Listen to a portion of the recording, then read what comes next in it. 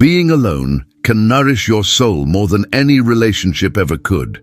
That might sound a little too bold, even uncomfortable, especially if you were raised to believe that love is the ultimate answer. That being alone means you failed, and that healing must come from someone else. But Carl Jung understood something deeper. Some wounds can only heal in silence. Some strengths are born when no one is watching, and some versions of your true self only appear when you stop chasing people at all costs. In this video, you'll discover why consciously choosing solitude can unlock your most powerful transformation. And by the time it's over, you won't be desperate for connection. You'll embody it. So stay with me till the end. I'm going to show you how to turn your solitude into strength, even if it still aches right now, and if you haven't subscribed. Yet now's the time.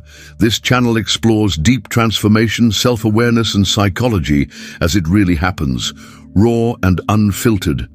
From a young age, we're taught that being alone means something's wrong. A quiet child is labeled as troubled. A single adult is seen as incomplete. Silence is filled with noise, entertainment, and chatter, anything to avoid the discomfort that comes when the outside world goes quiet. Carl Jung said that becoming whole requires going inward, but our society taught us the opposite. We were programmed to seek identity through others, to build a mask, a social persona that pleases, adapts, and avoids rejection. Eventually, we confuse connection with dependence, and the more we cling to this pattern, the scarier it becomes to be alone. But solitude doesn't hurt because of the present moment. The pain that surfaces when you're alone comes from the past, old emotional wounds, unhealed rejections, forgotten abandonments. These resurface when there's no one left to perform for. It's the ego that panics in silence, because it's the ego that needs attention, approval, someone else's presence to feel real. The soul. The soul isn't afraid of silence, but the ego is, because it was trained to survive by being accepted. To the ego, solitude feels dangerous, but to the soul, it's a calling. Jung believed that retreat isn't an escape.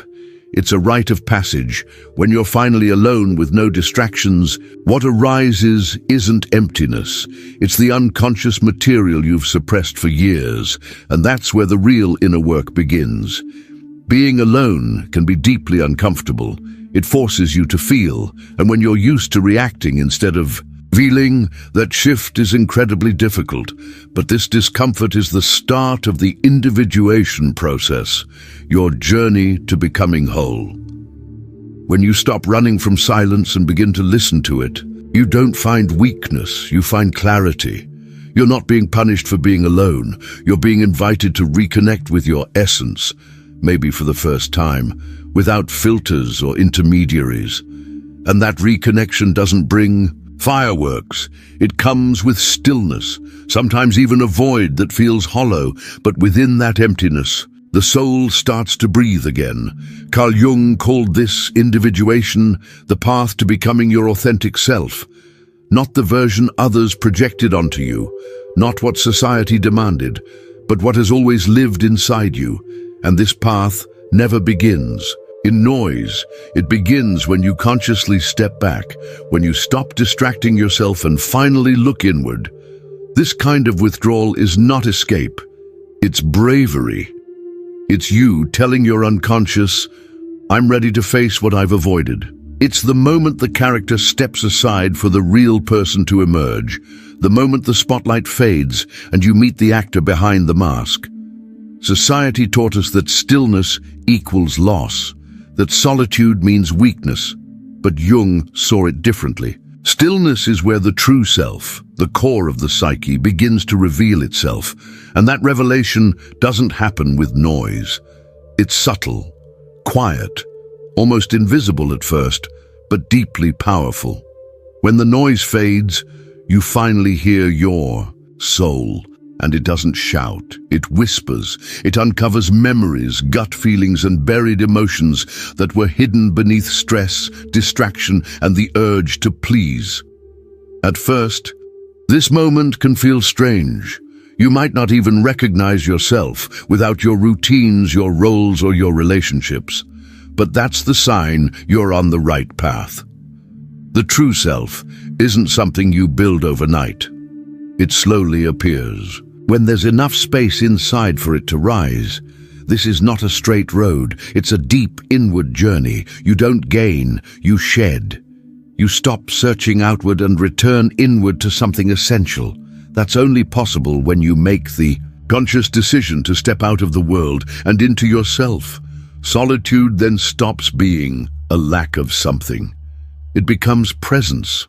Presence so rich that you finally notice what's always been inside you, just waiting for space to emerge. In this sacred space, something subtle but powerful begins to happen. What once felt solid within you starts to crack. But it's not falling. Apart, it's opening up. In Jungian psychology, the persona is the mask we wear to function in the world. It's the role we play, the polite one, the strong one, the fun one, the capable one.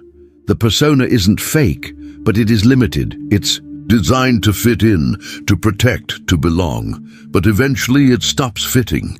And this shift usually begins in silence, because when life is busy, full of people and pressure, the persona acts like armor. But when things quiet down and no one's watching, that armor starts to crack. You realize many of your thoughts, feelings, and actions were just automatic responses, emotional habits, learned behaviors, ways to gain acceptance. And when that performance ends, it can feel terrifying, because what remains is just you, unfiltered, unpolished, and real. But that's also the moment your soul starts to show up. Jung said individuation only begins when the persona loosens its hold. And that doesn't happen by force. It happens gently when you stop feeding the role and begin nurturing your real self. Yes, it feels unsettling. You may feel like the ground beneath you is disappearing. You may feel lost, but that's not confusion. It's the beginning. You're letting go of the version of yourself you were trained to be, and you're making space to discover the person you really are. At this point, sadness, anger, even fear might come up. That's normal. The persona has been with you for so long, it felt like your identity. As it fades, repressed emotions rise to the surface. But this isn't a breakdown, it's a release. The unconscious is clearing out what no longer serves you. Solitude now becomes more than an outside condition. It becomes an internal tool. It acts like a mirror, showing you, stripping you down, and helping you heal. You're not losing yourself. You're peeling away the layers, and what remains, once all the noise and roles are gone, is the start of something real, something that doesn't need applause, something that only blossoms when you stop running from yourself. When the mask falls away, what shows up first isn't always ease or comfort. The shadow. The shadow has weight. It's like stepping into a room that's been sealed for years and watching dust stir in the stillness. Silence stops being just an absence of sound. It turns into a mirror. And in that mirror, you're confronted with every feeling you've avoided your entire life. In Jungian psychology, this hidden material is referred to as the shadow. It includes all the parts of yourself you chose not to see, your pain, fears, impulses, trauma, and shame. Not because you were fragile, but because at the time you lacked the space or support to face it. The shadow holds all that was rejected, dismissed, or labeled as unworthy. And when you stop running, when you remain still long enough, it begins to surface. Old memories begin to resurface. Emotions you believed were long buried return with force, a nameless sorrow, a directionless rage, a fear that seems never-ending. In that silence, everything starts to speak. This is where most people turn away. They return to distractions, unfulfilling relationships, the safety of routine, because the shadow is painful. Confronting it takes effort. It requires awareness, humility, and patience. There's no spotlight, no recognition, only honesty. Jung once said, "One does not become enlightened by imagining figures of light, but by making the darkness conscious." That's what you're experiencing now. You're not falling backward. You're cleansing. The pain isn't punishment.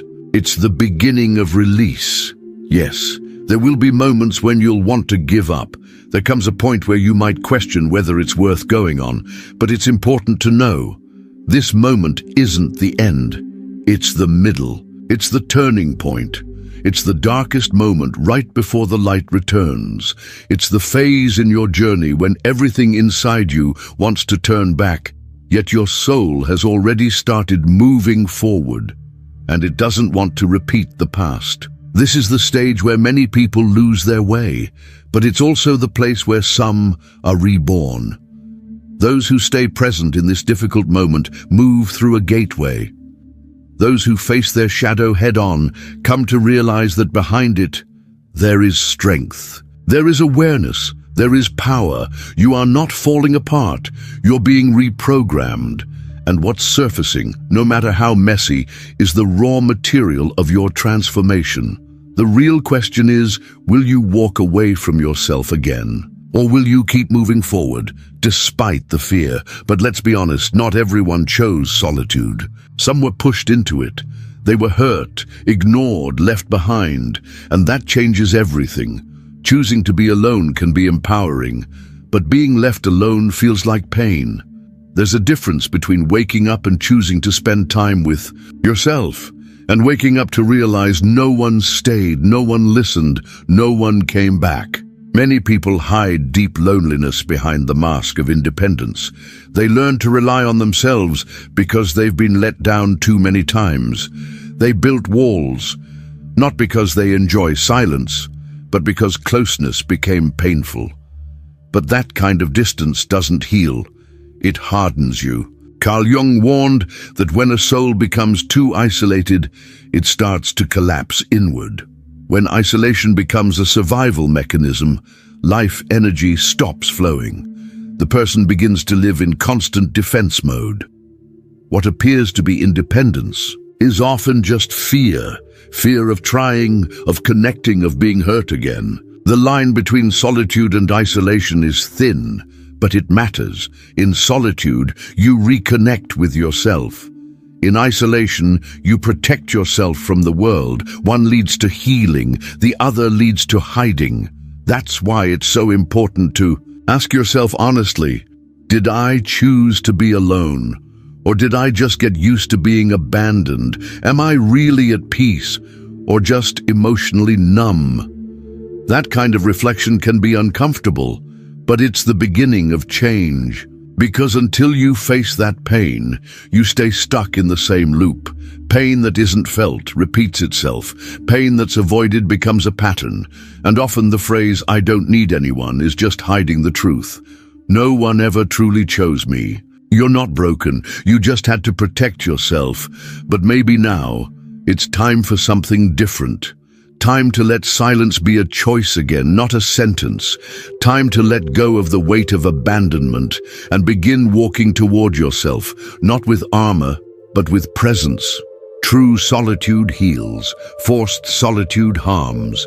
Understanding the difference is self-care in its truest form, and it may be your first real step toward living in peace with who you are.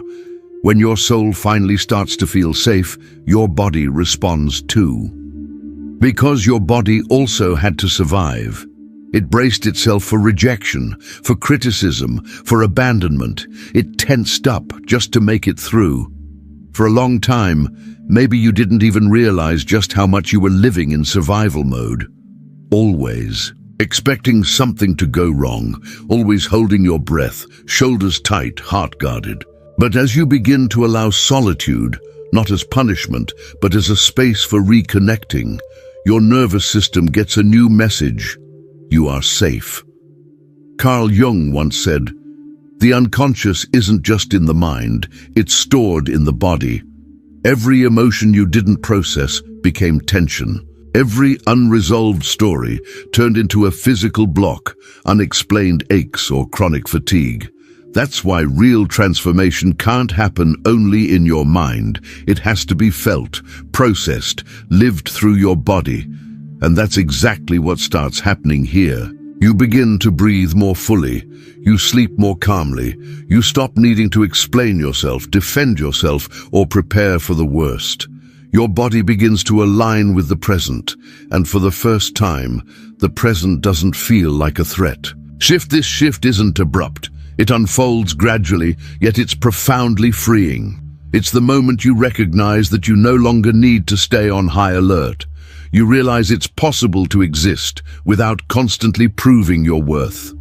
You learn that it's safe to feel your emotions without being consumed by them. This state isn't about disconnecting, it's about alignment. It's when your mind, body, and soul begin to move in harmony, a rhythm that doesn't demand effort to maintain, a sense of worth that isn't tied to external validation, a peace that doesn't rely on someone else's approval. Solitude no longer feels like a burden. It becomes a known and steady place within you, a space of internal balance. And that place doesn't reject the world. It simply doesn't rely on it for your grounding. You begin to see that there is resilience in gentleness. That true protection comes from presence. Being alone no longer feels like exposure. It feels like completeness. And when your body senses this truth, it relaxes. Its defenses drop. And for the first time in a long time, you are simply allowed to be. No pressure, no urgency, no fear. Intuition, when the body relaxes and the nervous system settles, something begins to rise. Quietly, yet unmistakably. It's a gentle awareness, not loud or forceful. Like a soft inner whisper, it brings a sense of knowing you can't quite explain, only feel. That is intuition. Intuition doesn't fight to be heard. It doesn't try to cut through the world's noise. Instead, it waits for you to pause, to stop chasing explanations, external validation, or definite answers, and to start trusting the wisdom that already lives inside you, not gone, just resting. Carl Jung saw intuition as one of the psyche's 4 essential functions. For him, it was the ability to grasp deep truths and hidden patterns without relying on logic. An intelligence not born from the mind, but from the soul. And it only shows itself when there's enough inner quiet to hear it. In this grounded presence with yourself, you begin to feel what's right, even before you understand why. You sense direction before signs appear. It's not magic. It's inner alignment. It's your psyche working in harmony, free from confusion, free from noise. You begin to notice the small shifts and unease you used to overlook. A sense that something no longer aligns with who you're becoming, a quiet nudge pulling you a different way, and gradually, you begin to trust that feeling. You begin to follow less of what the world demands, and more of what your soul is quietly guiding. This inner clarity doesn't need proof. It doesn't argue its case, because when you're in tune with yourself, doubt fades, and in its place comes something rare, calm confidence. It's not pride, it's a deep knowing, not from ego, but from your true self. The most honest part of you, the part that always knew but was never given room to speak. This is the real power of intentional solitude. It doesn't just mute the outside world, it reveals a whole new inner one, a world where answers aren't hunted, they're recognized, and where being present doesn't just feel peaceful, it becomes your compass, the future self. When your intuition awakens, something profound stirs within you. You stop looking for direction outside, because now it rises from within. And with this inner clarity, an image begins to form. Your future self. But this isn't about striving for a flawless version of yourself or forcing a change. It's more subtle. Bit by bit, you begin to tune into the energy of the person you're becoming, and instead of chasing them, you start walking alongside them. In Jungian psychology, the self is the symbol of inner wholeness, the complete and balanced image of your soul. Your future self is a reflection of that journey, not a goal to be reached, but a deeper guidance, a living inner compass. You start to understand that what you were seeking out there was never really missing. It has always existed within you, waiting for room to grow. And when you begin to live in tune with that energy, choices become simpler, boundaries become firmer, and relationships gain clarity and depth. Your future self doesn't demand struggle. It invites quiet attention. It doesn't criticize who you are now. It respects every step you've taken to get here. And the more connected you feel to this inner presence, the easier it becomes to say no to what no longer belongs and yes to what truly speaks to your soul. It's like stepping into a new energetic, a space even before anything changes around you. You feel peace before the success, freedom before anything shifts on the outside, and that grounds you deeply because now you're acting from a strong center, not just chasing something distant. This shift is silent, but it transforms everything. What was once a goal becomes a natural state. What was once a dream becomes a lived reality. You stop waiting for the world to change so you can feel peace. You begin to live in peace, and the world responds. This presence doesn't demand. It doesn't chase. It simply leads. And in leading, it transforms. You're no longer escaping your past, just fixing the present. You're becoming someone who can carry the very life you once imagined. Up until now, much of your path has been about healing, quieting the inner noise, facing your pain and holding space for growth. But something shifts when you align with your future self. You stop trying to fit in. You begin to embody your truth. Gradually, your energy stops being a reaction and becomes a calm presence. You no longer respond to every demand, every expectation, every bit of noise. You begin to emit a frequency that originates from within, a frequency that naturally reshapes your environment. In analytical psychology, Jung described the self as the inner organizing center. When you're in tune with it, your energy aligns. You're no longer driven by fear, by the hunger for validation, or by the anxiety of being rejected. Your emotional world starts to come together, and the world around you senses the shift. People begin treating you differently. Situations that once repeated themselves fade away. Draining relationships fall apart. Not because you became someone else, but because you stopped holding the energy that kept them alive. You no longer need to prove yourself or be understood. Your presence speaks on your behalf. I've heard myself. I've honored myself, and I won't abandon myself anymore just to fit where I don't belong.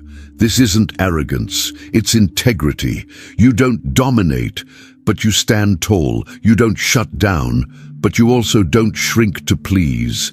And that quiet confidence becomes magnetic, because where once there was searching, now there is grounding. You begin to attract experiences that reflect your new inner state, not as rewards, but as natural reflections of the person you've become.